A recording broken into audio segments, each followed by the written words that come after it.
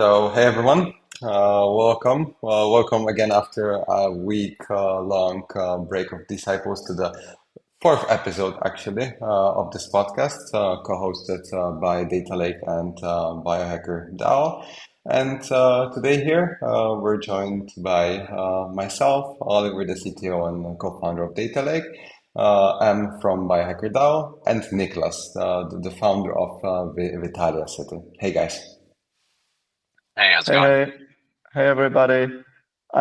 Before we begin and dig into it, do we have any brief news to discuss from Data Lake side? From the data lake side, we've actually announced today the partnership with the International Niemann Pig Disease. As you might know, we're doing this patient registry together with Sanofi and the biggest I don't want to say corporation but organization that associates patients and researchers in the field of this rare disease, ASMD, have actually decided to partner with us as a strategic data partner. So big news on our side. And how's things going at Biohacker DAO? I'm excited about your news and expecting great things from you guys, as always. On our side, we've got, I guess, two pieces of news, actually. So one of them, you might have seen it on our X, but we finally just closed our initial Genesis token fair launch sale round one, sorry, the very initial first round. So we managed to raise about, I think it was like 45, 46 ETH, so about a bit over 120K USD, which is pretty good for us. It's like not massive, but it was the very first fundraise, purely from community and a couple of angels that believe in us and are betting on us. So we're very happy about it. That's gonna give us the initial push, initial runway that we need to then do a bigger race, I think later this year or early next year. TBC, Congrats. NFA, not gonna feel it yet, but pretty excited about it. That was very cool. And actually right now I'm in Edge City, Lana, which is another pop-up city. So we'll talk about pop-up cities today for sure. But this is one that's happening here in Thailand, in Chiang Mai. So I'm having a lot of fun here on the ground, interacting with a lot of people, building frontier tech and running some biohacking activities. Actually, just this morning, we went to a local clinic with a bunch of people. We did some blood draws, and we onboarded a few more people into the DAO who are starting to go down the rabbit hole of obsessing about their biomarkers, which was exactly my goal. So very happy about it as well. Sounds like great morning activities to do for biohackers, right? But you know, It it was makes me, so much fun. yeah, I I've never mean, seen I'm I've never jealous. seen a group of people so happy about their blood being taken, honestly. I mean, I'm jealous I couldn't make it, but congrats, guys, on the funding side of things. You know, I'm one of your backers and one of the members of BiohackerDAO, and I see that the community is growing every day. I've seen you actually onboarding some new members even at the Edge City on the go. So it's a great achievement considering you've did it the whole round purely from community. You know, there's no VC backing and everyone is most of the investors, as you mentioned, are from the community. So I believe this is great news, given also the market conditions have been lately, still very, chaotic. Although before we jump into, startup cities and what Niklas today, our guest, does, I'd also like to touch on the fact that actually one of the largest VCs decided to actually invest in DeSci. It was A16Z Crypto. I don't know if we touched into it last week, but I just want to remind everyone that's watching with an investment towards amino chain. So it's very good to see, that there's interest and capital flowing actually into DeSci and longevity. Actually, everybody here that is in DeSci, so there's like a little DeSci subgroup that had a meetup just today. everybody is talking about this event and excited about it. How it's hopefully gonna trigger this DeSci summer. So TBC, that's gonna happen, but I would like the sound of that. Depends in which hemisphere, right? It might be DeSci winter. Good one. All right, so let's jump into it. Let's jump into it. So without further ado, Nicholas, we would love you to just give us a brief intro and tell us about your story and how did you end up building Frontier City? Yeah, sure. Hey, guys, great to be here. And thanks everyone for listening and tuning in. My name is Nicholas. I run Vitalia. We're building a biotech city, like a real city in the physical world, but coupled with a decentralized online community that's all over the world. We have a first physical hub in Roatan, Honduras, within the jurisdiction of Prospera. And the advantage it gives us is that we can bring drugs and therapies to market much faster than anywhere else, because we can design a new regulatory system that's based on common law and has medical freedom and medical reciprocity laws and a lot of flexibility that are things that are currently much harder to do than under the FDA. And my journey was, so initially I was into policy actually and into many of these big ideas. How do we change the world? Like I studied philosophy and economics and I spent time in think tanks in Washington, DC, then turned to entrepreneurship because I was looking for something more practical. And it was in like big data, AI, B2B SaaS stuff for about 5 years. But then I wanted to turn to something that makes a larger impact. And initially I looked a lot into healthcare and along the lines of what we're thinking about with DeSci, even though back then I wasn't aware that there was a thing. But I found even if we build the best AI for drug development or like a open source GitHub for medical data or something like that, we still face this bottleneck, right? So to get things into the real world, right? You can't take drugs online. You have to go through things like the FDA or other kinds of medical authorities. And through COVID, it just became apparent to me how broken these institutions are. And these are the biggest bottlenecks to solve, right? Otherwise, the other things, there's already great science and technology out there that has accelerated at a rapid pace, especially if you look at the genomics revolution, for example, right? We've decoded the human genome, the language of life.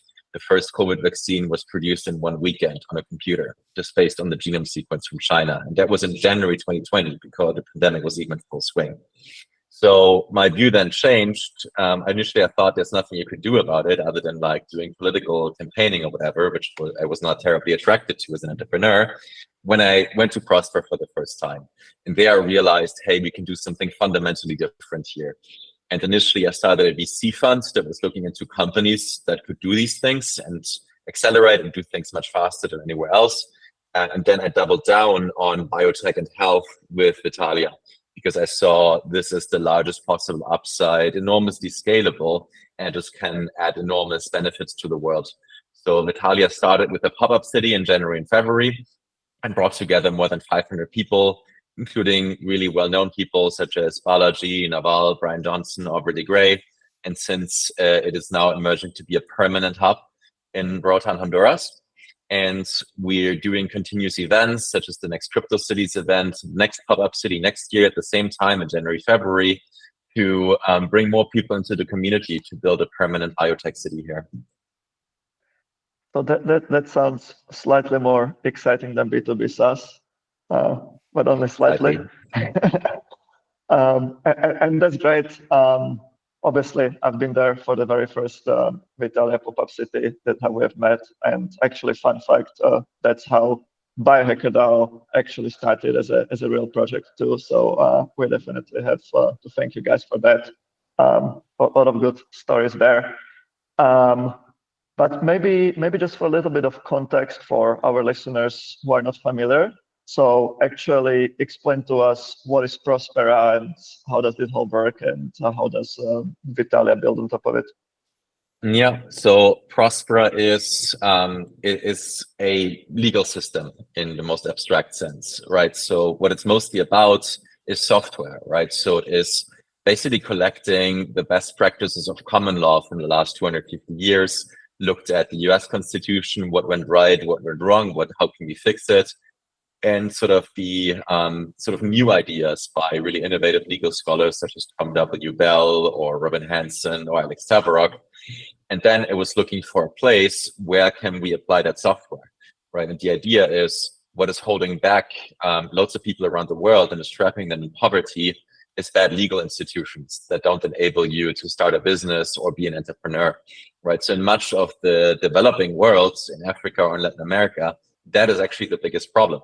That it doesn't lack entrepreneurs, but these entrepreneurs are faced with like tons of corruption and just tons of bureaucracy and just a very permissioned environment.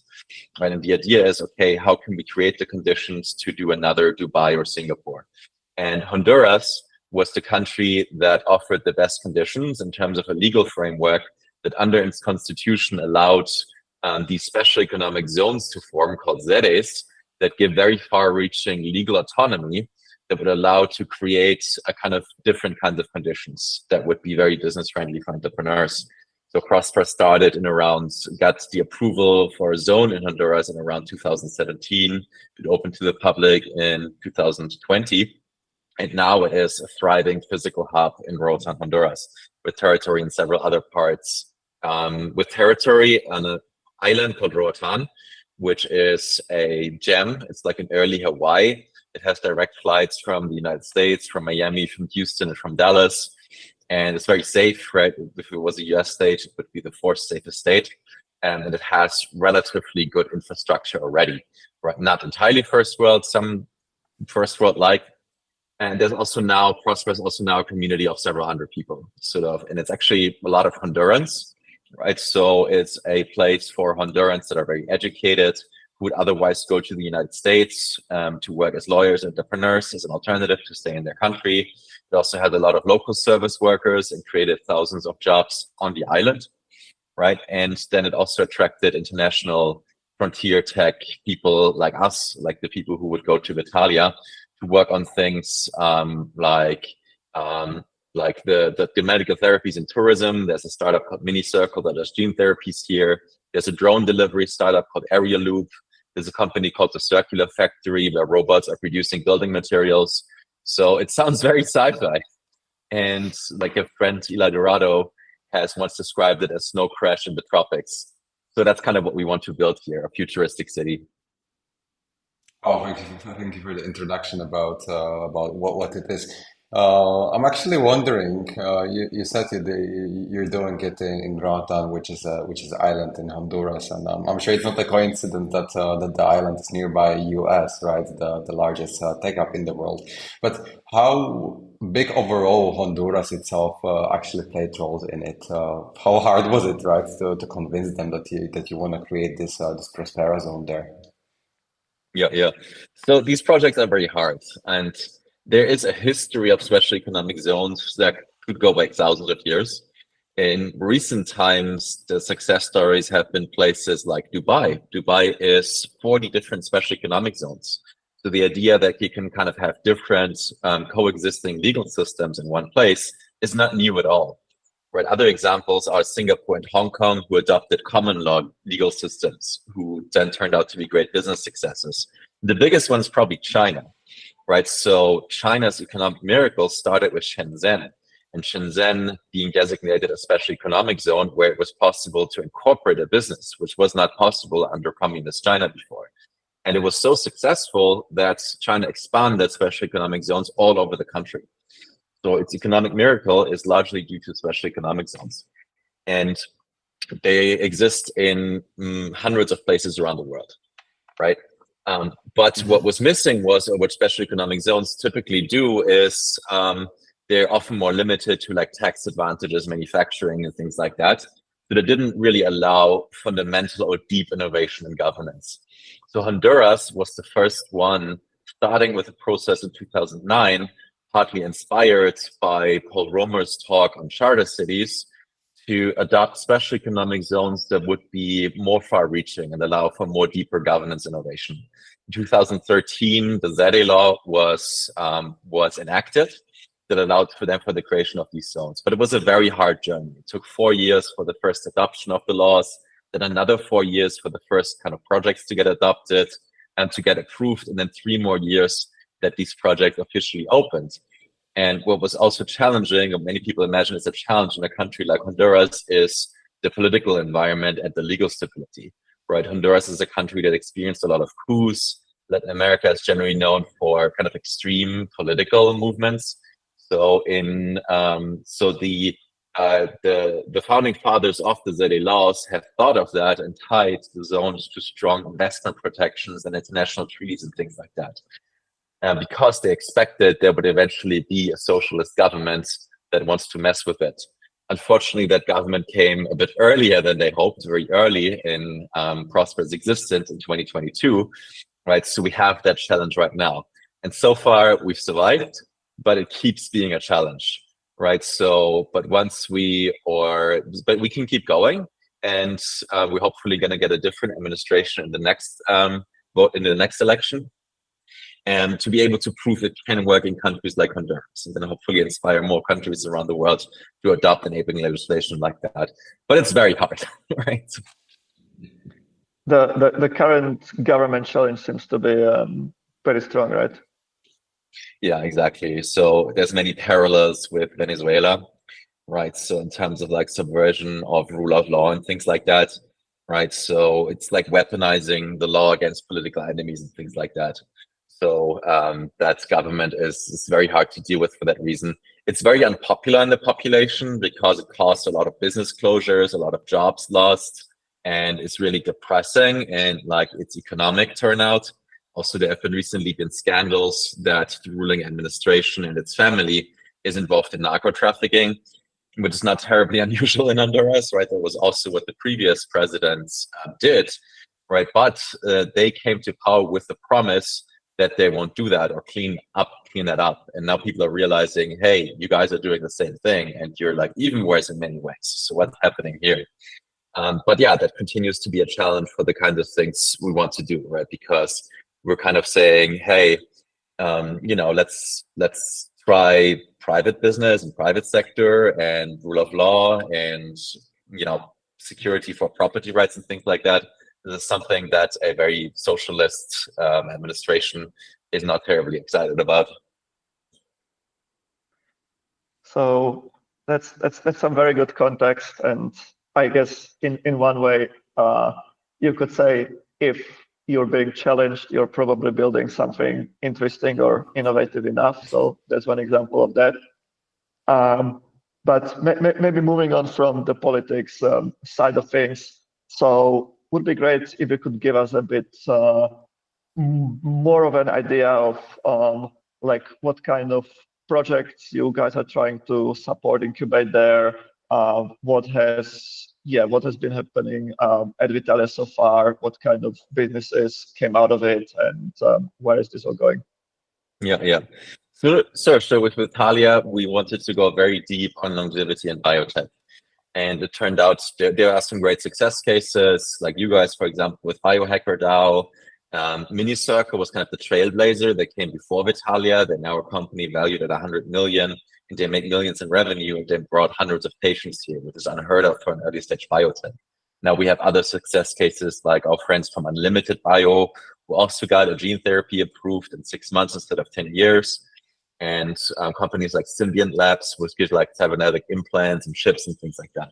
So we have very cool success cases on the bio side, but we also don't want to limit it to bio only, right? Because I think to make longevity really work at scale, there's more mechanisms we need. There's things like healthcare delivery, there's things like insurance, there is like ways in which you fund these things that are very important right? So this is why we have sort of the crypto cities narrative to talk about things, how we can fund science, how we can fund real estate and infrastructure development, how we can use insurance, and how we can build a different healthcare system from scratch, right? So I would say Vitalia is about 50% like hard science biotech, and the other 50% other things like crypto, AI, healthcare, hardware, things like that.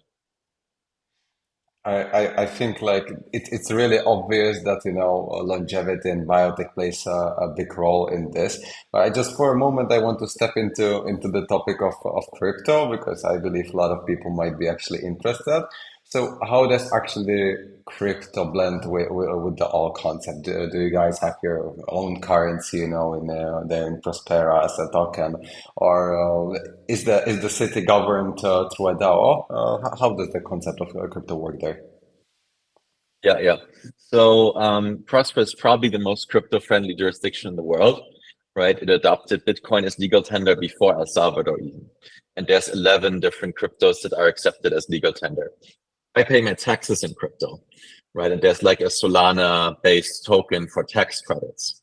I paid for Wow. my apartment, like the one we're having this conversation from, through a permissionless loan that I got from Aave, the lending protocol, right? So I just go up there, I collateralize my crypto, I borrow stable coins against it, I pay for my apartment with that money that I borrowed, right? So that's like right here, right now. There's other really interesting use cases like using arbitration with through multi-sigs and things like that. There's a Bitcoin education center, which gives people a basic financial education and setting them up with Bitcoin wallets. There's lots of ideas around like bonds and insurance using crypto. So crypto is really, really deep and foundational and integrated into the fabric of the kind of society we want to create here. But it is not a solution for everything. Like I always say, look at the problem first and and not at the solution, right? So the base layer of Prospera is basically law and common law and things like that, right? So it's not like it didn't start from a premise, okay, let's use Web3 and crypto to build what we're doing, but more like, okay, what are good solutions? And I think people don't realize how good all these crypto solutions are, right? So they just make more sense than the traditional financial system, but they're not the right thing for every problem. Like a lot about the things that we're doing is social technology, and it's about building human institutions and trust, right? And for that, you need to combine different kinds of approaches. Absolutely, absolutely. I love to how you tapped into the fact, you're paying your housing from your Ava loan, but that's not what you're trying to build, right? An ecosystem where everyone's gonna just take a loan on Ava and pay for their living. I get it that the goal is different. Yeah. But I'm still sympathizing with the idea that everything should be tokenized and liquid, and also crypto could basically replace the entire financial system and large parts of the legal system. I think many parts of the legal system can be automated, put on smart contracts, or just have more clever incentive designs and mechanisms to avoid much of the pitfalls of the legal system. So I think that's the ultimate market for crypto, right? To take over the financial and the legal system, right? The legal system is not what too many people are thinking about, but I think that's kind of the frontier, right? So for example, the reason why we don't have like these Aave loans, for example, for more real estate or for things like construction loans or debt financing and things like that is simply legal, right? So the legal base layer, because right now the entire globe is covered by governments that claim jurisdiction. So by the lawmaking power. And all of these laws are not made or not updated or modernized for rapidly changing technology. So you're dealing with land titling and property titles, and also like laws around securities that are like from the early 19th century, from the early 20th century at best. Sometimes they're hundreds of years old. So it doesn't allow kind of the rapid permissionless innovation that you would need to make the kinds of legal contracts that you need to secure these things, right? So that's why I think this is a fundamentally special place, because like, for example, okay, we want to build right a new biotech lab right now, right? And we want to go a bit further than Aave loans, right? Because the leverage you should get from it shouldn't be too high. You shouldn't like over leverage yourself. You should over collateralize.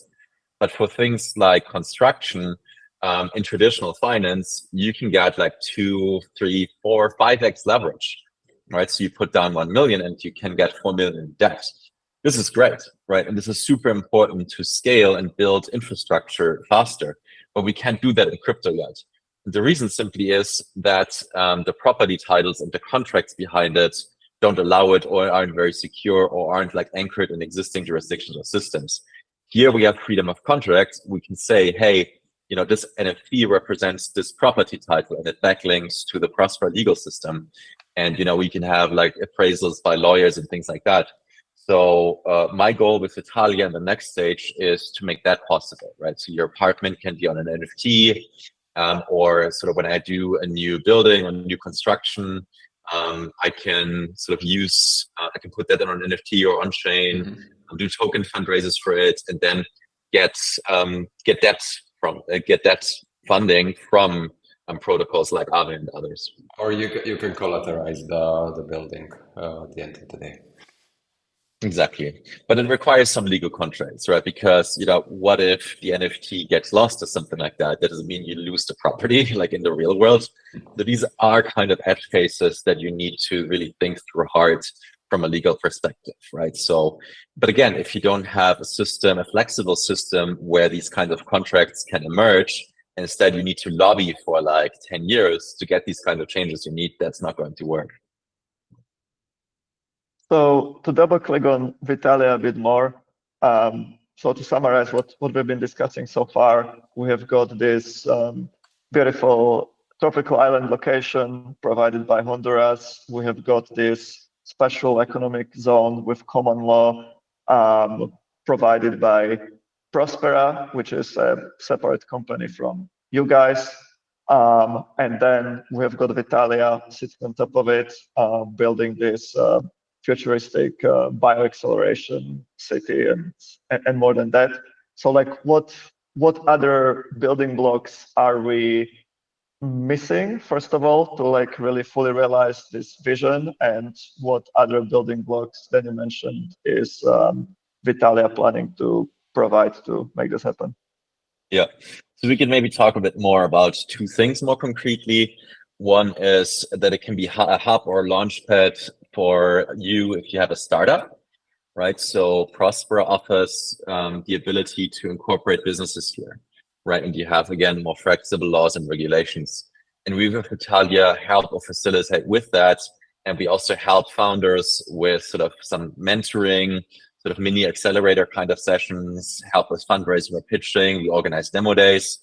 From October 19 to November 19, for example, we do these months-long programs for entrepreneurs to get set up here or to understand the jurisdiction better, to see how it could fit their existing business, or it could help them like start a new business that has a fundamental advantage here. And we do demo days to present those companies to investors in our ecosystem that are very excited about seeing this happen. So that can be a great advantage for you if you have an existing startup that is that has some of these problems that can be solved with this more flexible regulatory environment. Or if you're thinking of doing something new, you can just show up, learn how it works, develop some ideas, find co-founders, find investors and funding. So that's one aspect of it. The other is the community aspect. Right, so this is very community driven. We have a permanent community here. We're regularly organizing things and events. I always like to say, hey, I have the chance to live here with the kinds of people I want to live with, right? And I can bring kind of my friends and everything like that, and sort of have really a society that's fundamentally driven by the kinds of values that I represent and that I attract. Right. So I think this is really something very foundational to my psyche, which made me decide to come here. Right. We can build a kind of new culture that's driven by techno optimism, by a shared kind of sense that we can create a better future through technology. And like most people around you are entrepreneurs and are working on that. Right. And so, and the other part of the community are also, or where people are very aligned on, is longevity itself, of course. Right. So there is the opportunity, especially during the next pop-up city, to live a Vitalia protocol lifestyle where you have healthy food, sleep, exercise, and diet, and also can experiment on yourself with new therapies like the mini circle one and other therapies that come through the Garden Clinic or other clinics in the future. Do clinical trials and use your data through BiohackerDAO to aggregate it, things like that.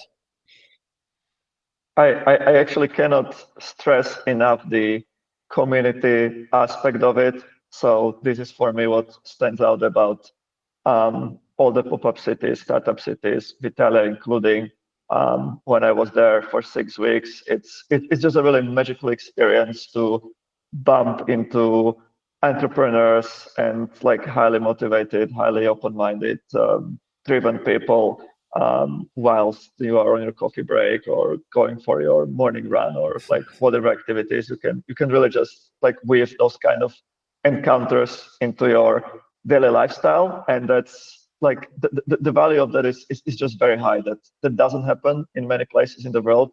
I think maybe it happens for some people who live in some tech bubbles, like in some parts of San Francisco. Maybe you can have that, but if you probably live anywhere else in the world, it's very difficult to surround yourself with that kind of density of people, and that's a really cool thing.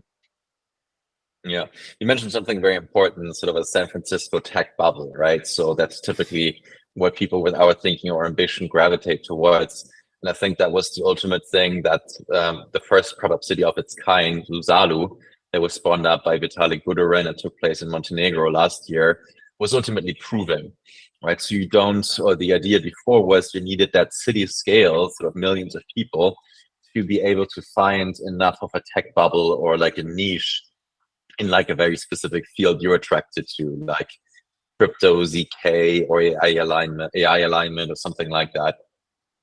But Susano proved you can bring sort of a online community that's in different places around the world and is attracted to the same kind of niche interests and manifest it in the real world. And they have the same, and if not even a deeper alignment than sort of a tech bubble that you would find in San Francisco or something like that. I think that's a very deep and fundamental change about the world through the internet, right? So it's also part of what Balaji Srinivasan is talking about with the network state.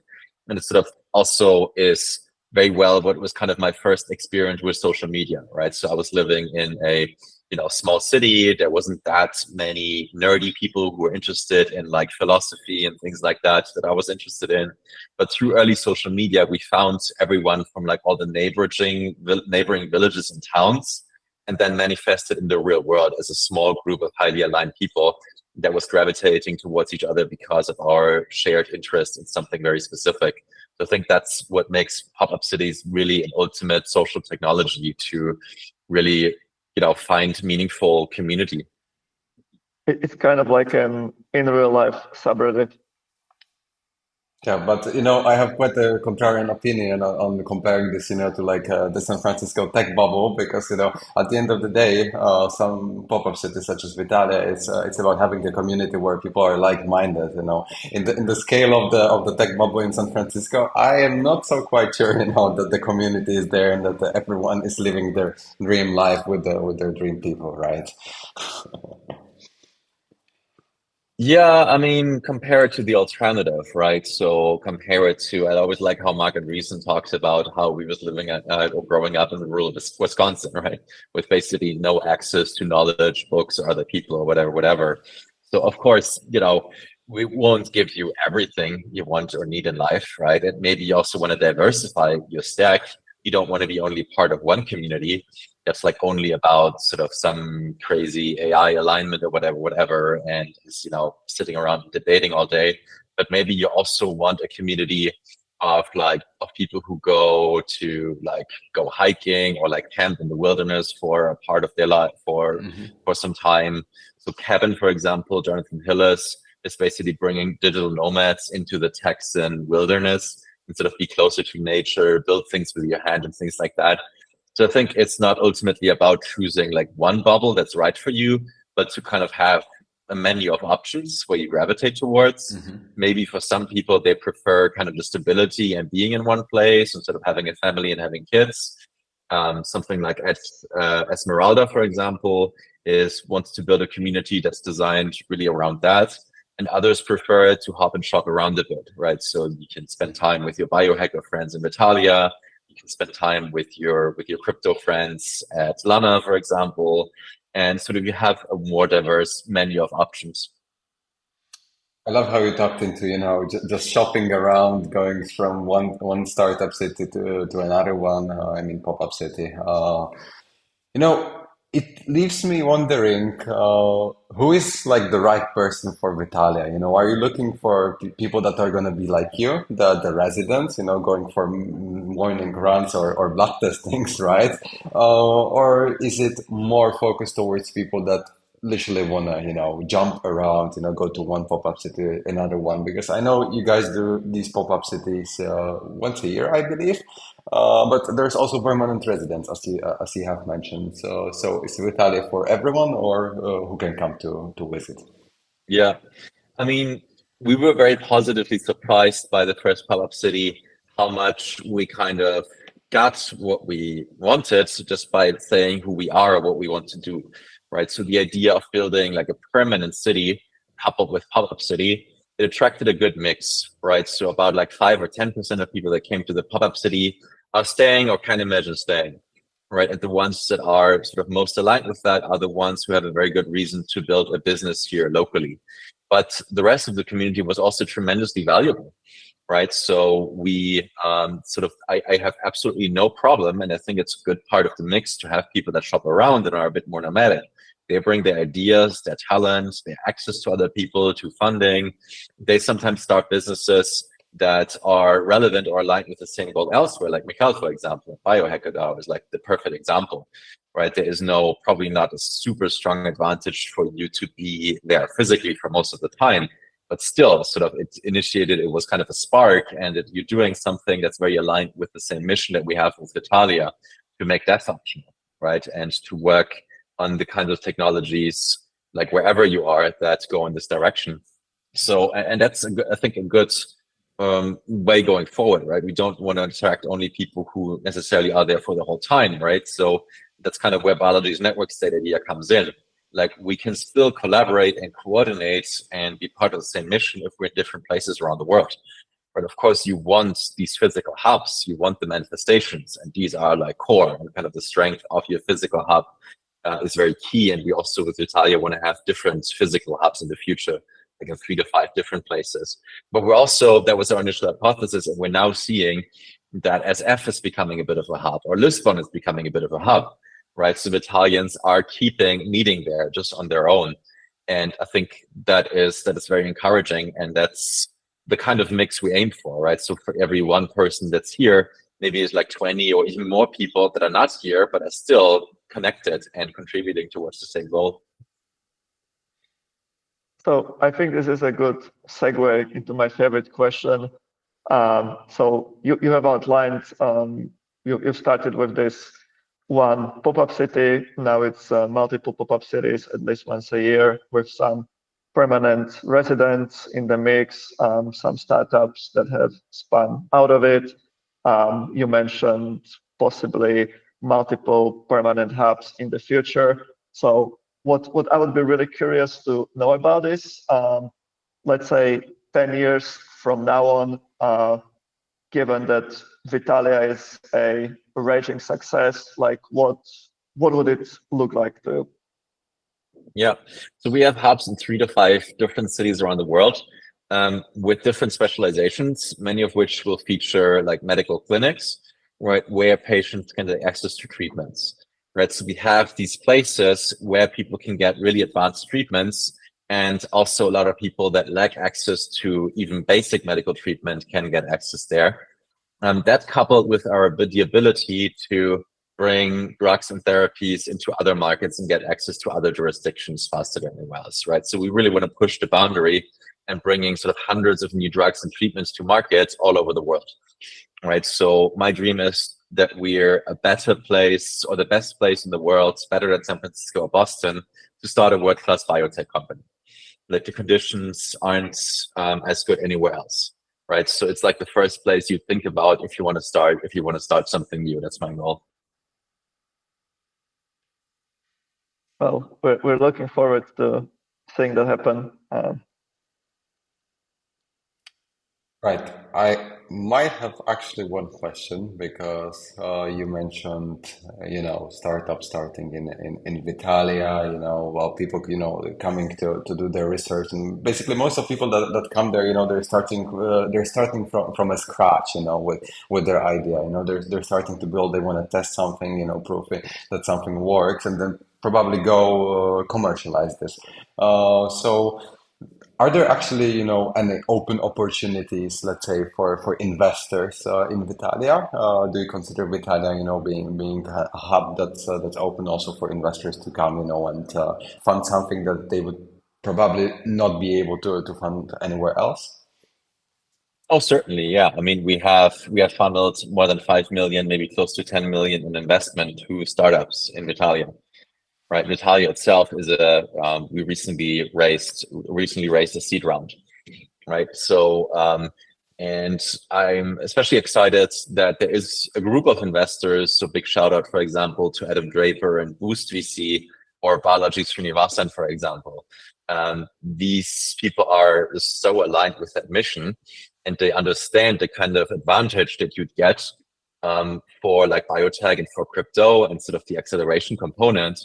So they regularly look at the list of startups that comes through this or comes through the demo days, right? So by default, you're kind of seen by a very highly aligned group of probably at this point more than 100 investors that really wants to see this succeed. People who have invested in Prospera before, in MiniCircle before, in Vitalia before, and they're now seeing more and more startups coming out of this, right? So, and building a new biotech city comes with tons of investment opportunities, like in real estate, in new companies, and lots of things.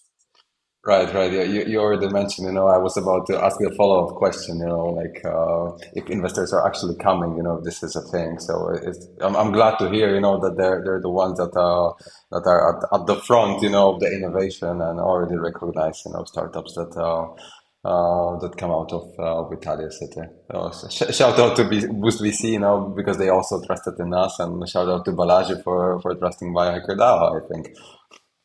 Right. As well, yes. We have that common funder, and yeah, shout out to all of these VCs who have enough of a vision to really back frontier technology and not just follow the latest trends in AI or like whatever is the hot buzzwords out there.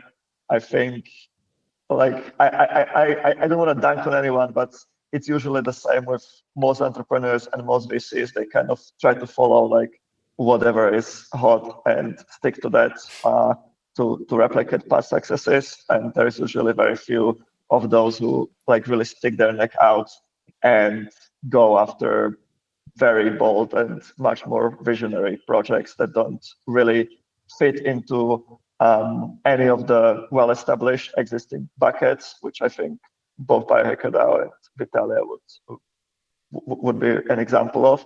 So definitely a big shout out to any of those who are on board with this. All right, I think a controversial question, Niklas, that came onto my mind just a moment ago.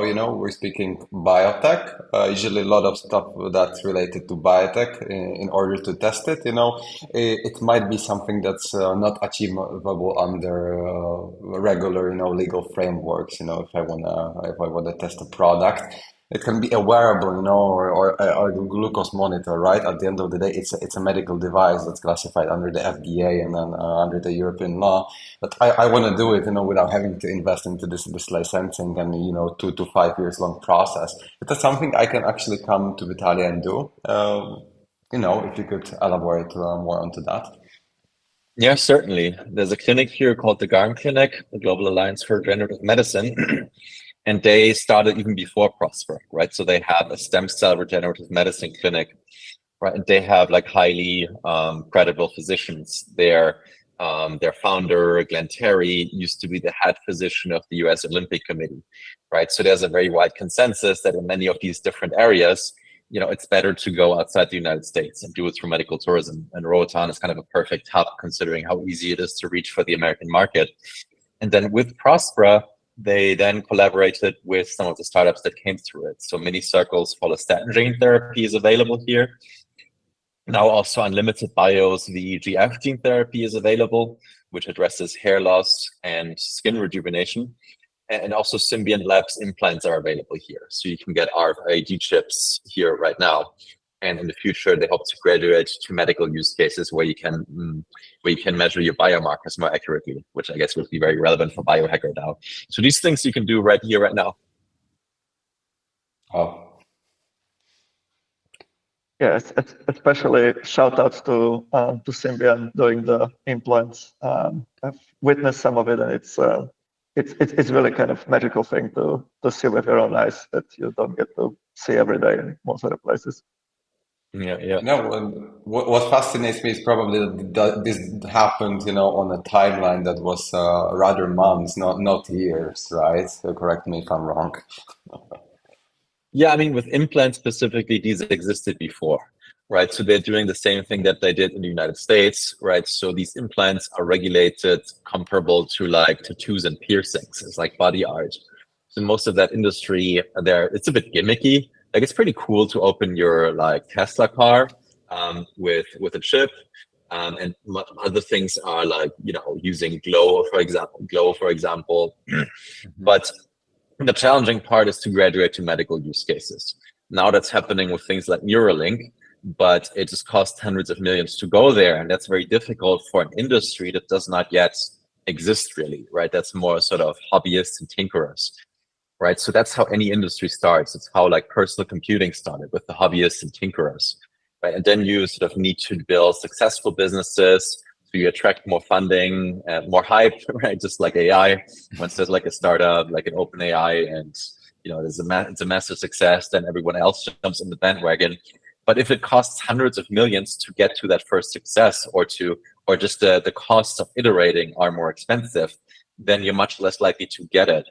So I call this phenomenon stranded technologies, right? There's lots of different areas in technology that are held back because the barriers are so high that the cost of iterating really slow down the pace of innovation. And there's tons of examples.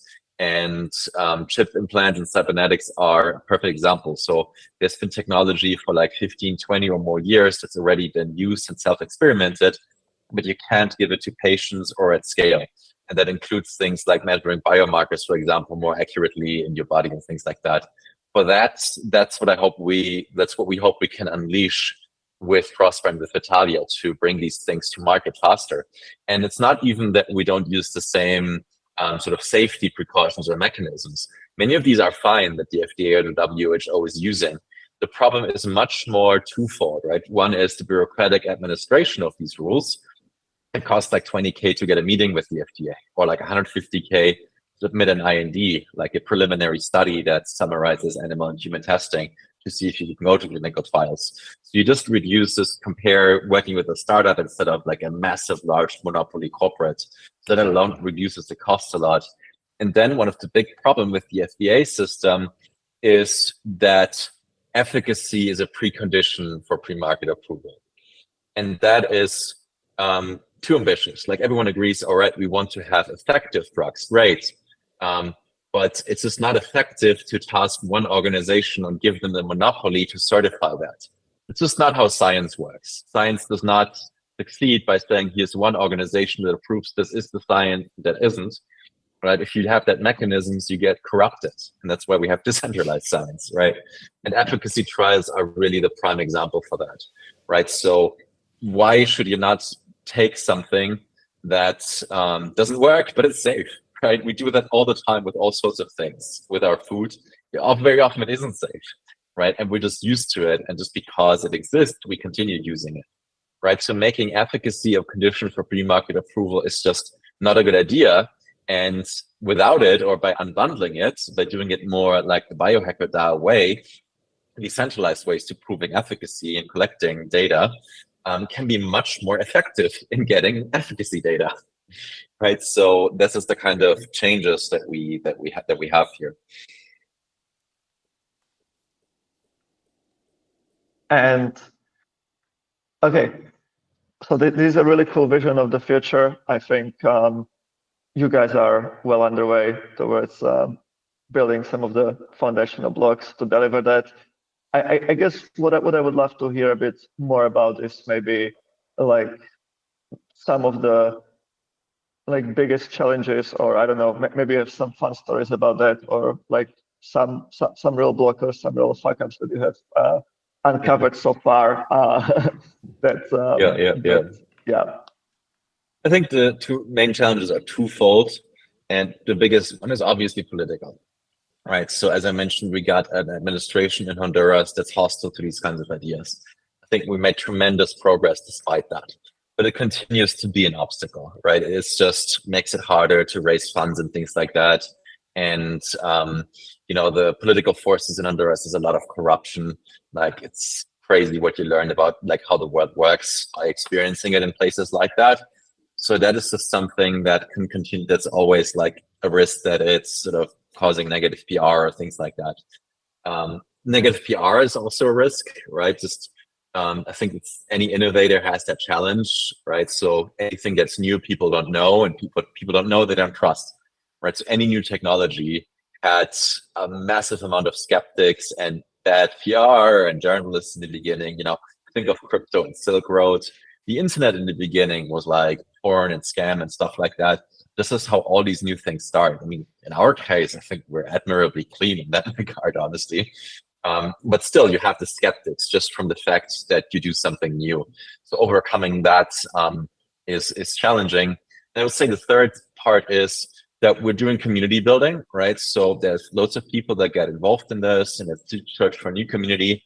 And you need to really think about governance and processes and also legal, because many people that we had experience with like bad actors, and we don't deal with them like anon, like in a Discord or whatever, then that can be a bit of a challenge. But that's also kind of a test for the kind of processes that govern community, right? So I've spoken with many other community builders, and they had basically experienced the same thing. So I would say these are the three biggest challenges to deal with, or the kind of, okay, here's something happening that we didn't anticipate, right? So this person is like not a good actor and doing weird stuff, and this is something that makes others uncomfortable, or is like sort of borderline something that's not tolerable in a community.